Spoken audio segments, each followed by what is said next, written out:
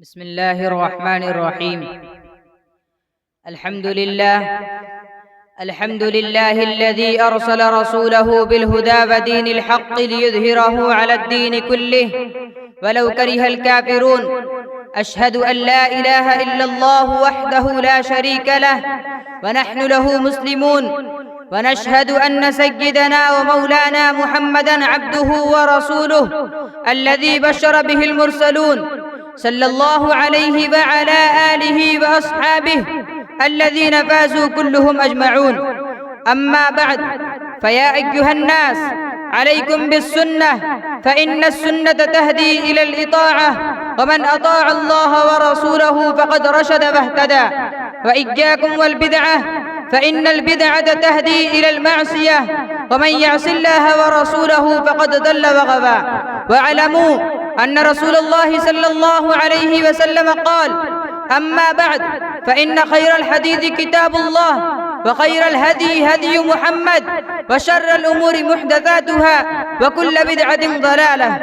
أعوذ بالله من الشيطان الرجيم. ومن يشاقق الرسول من بعد ما تبين له الهدى ويتبع غير سبيل المؤمنين نوله ما تولى ونصله جهنم وساءت مصيرا. بارك الله لنا ولكم في القرآن العظيم، ونفعنا وإياكم بالآيات والذكر الحكيم، إنه تعالى جواد كريم ملك بر رؤوف رحيم.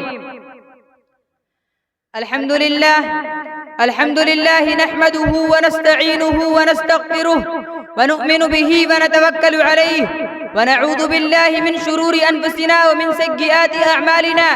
من يهد الله فلا مضل له، ومن يضلله فلا هادي له.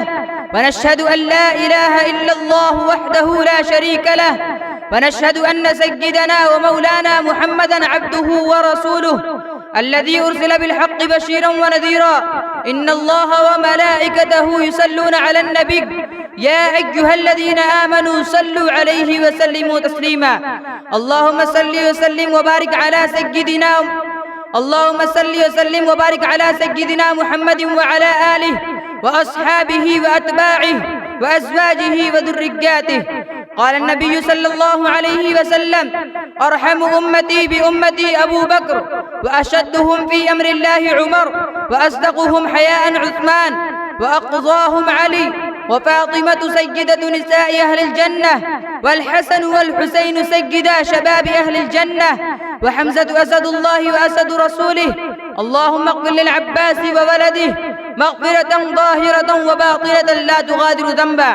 الله في أصحابي، لا تتخذوهم غرضا من بعدي، فمن أحبهم فبحبي أحبهم، ومن أبغضهم فببغضي أبغضهم، وخير القرون قرني ثم الذين يلونهم ثم الذين يلونهم. اللهم أعز الإسلام والمسلمين بالإمام العادل ذي القوة القاهرة والسلطة الظاهرة على الكفرة الباغية. واغفر اللهم لجميع المؤمنين والمؤمنات والمسلمين والمسلمات الأحياء منهم والأموات برحمتك يا أرحم الراحمين، والحمد لله رب العالمين. أعوذ بالله من الشيطان الرجيم. إن الله يأمر بالعدل والإحسان وإيتاء ذي القربى وينهى عن الفحشاء والمنكر والبغي يعظكم لعلكم تذكرون. اذكروا الله يذكركم وادعوه يستجب لكم، ولذكر الله تعالى أعلى وأولى وأعز وأجل وأهم وأتم وأكبر. मुसाहिब नंबर 20।